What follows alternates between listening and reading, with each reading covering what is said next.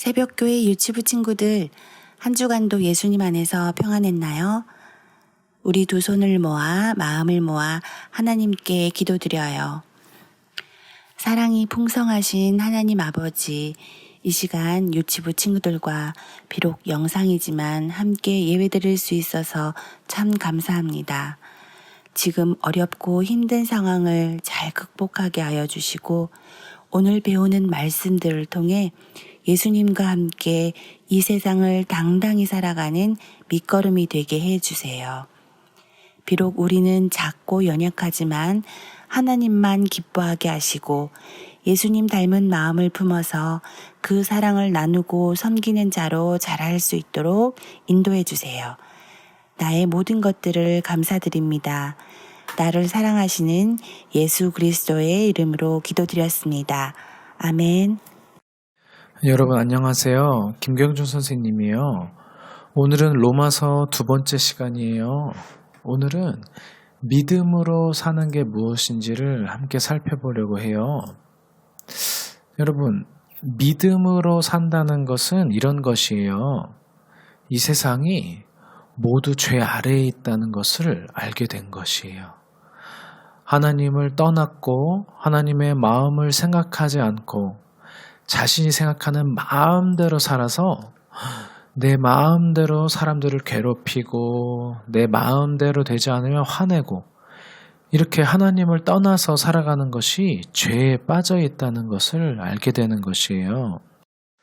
그러므로 아무리 나쁜 일을 하나도 하지 않고 착하게 살고 예의 바르게 산다고 해도 하나님의 뜻을 알지 못하면 그것이 죄라는 것을 깨닫게 되는 것이에요. 하나님의 뜻을 알지 못하면 어떻게 될까요? 그것은 하나님을 사랑할 수 없게 되는 것이에요. 하나님을 무섭게 심판하시는 하나님으로만 알지 나를 사랑하시는 아빠 같은 하나님으로 알지 못하는 것이에요. 그래서 하나님의 뜻을 알지 못하면 우리는 죄 아래에 있는 거예요. 하나님을 멀리하게 되니까요. 그러므로 하나님께서는 하나님을 몰라서 하나님을 무서워하는 그래서 내 마음대로 살아가는 이 죄에서 구원을 받는 방법은 한 가지밖에 없다고 하셨어요. 그것은 바로 하나님께서 보내신 예수님을 잘 알고 잘 믿는 거예요. 예수님, 죄가 하나도 없으신 예수님께서 저를 대신해서 모든 나쁜 것, 모든 죄를 안으시고 십자가에서 죽으셨군요. 그 십자가 때문에 부족한 제가 하나님의 아들, 하나님의 딸이 되었군요. 라고 알게 되고 믿게 되는 것이에요. 그러므로 이렇게 예수님을 알고 믿게 된 사람들은 하나님께서 그 인생과 그 시간들을 함께 걸어가세요. 그래서 어디로 우리를 인도하냐면 예수님만 사랑하고 예수님만 믿도록 인도를 해요. 그래서 예수님처럼 다른 사람을 사랑하도록 만들어 주신답니다. 그러므로 믿음으로 살아가는 첫 번째는 예수님을 잘 알고 예수님을 보내신 하나님을 많이 사랑하는 것이에요. 마치 아빠를 사랑하는 것처럼 가깝게 해요. 그런데 이렇게 오직 예수님만 사랑하고 예수님만이 옳다고 살아간다면 예수님을 모르는 이 세상은 그 사람을 미워하고 놀려요. 야, 너는 무슨 그런 약한 소리를 해? 너는 스스로가 힘이 없다고 말해? 너는 바보처럼 어떻게 예수님만 믿고 살아? 창피해. 너랑은 놀지 않을래. 이렇게요. 그러므로 믿음으로 살아가는 두 번째는 하나님을 떠난 이 악한 세상이 반드시 심판을 받을 것을 늘 잊지 않고 살아가는 것이에요. 로마서에서 사도 바울이 우리 모든 하나님을 믿는 사람들은 믿음으로 살아야 합니다라는 말씀을 하박국서라는 곳에서 찾았어요. 이 하박국서는 하박국이라는 선지자가 쓴 것인데 이 선지자는 하나님께 질문을 했어요. 아니 하나님, 왜 하나님께서 선택하신 나라의 백성들은 하나님을 믿지 않고 하나님을 모르는 이 악한 나라에게 괴롭힘을 당해야 합니까? 너무너무 힘들고 너무너무 눈물이 납니다. 이렇게요. 그러자 하나님께서 대답을 하세요.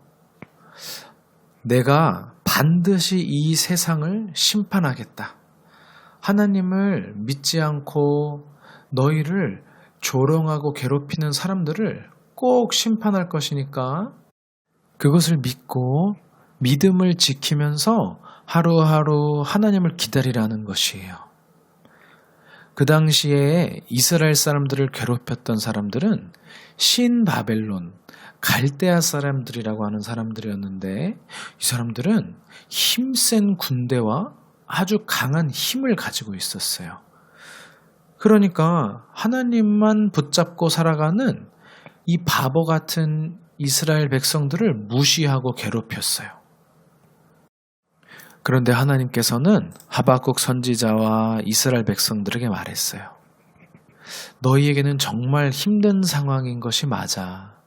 하지만 너희들은 자기의 힘을 믿어서 자기의 힘을 자랑해서 하나님을 믿지 않는 세상 사람처럼 살면 안 된다. 너는 하나님만을 믿고 하나님을 기다리는 거룩한 믿음을 가진 백성으로 살아가야 해. 내가 너희에게 이 믿음을 주기 위해서 이렇게 힘든 상황을 주었단다. 그러니 너의 믿음을 잘 지키면서 하나님을 기다려. 이렇게 말씀하셨어요. 그러므로 믿음으로 산다는 뜻의 두 번째는 하나님의 심판이 반드시 이 땅에 올 것이구나 라고 믿는 것이에요.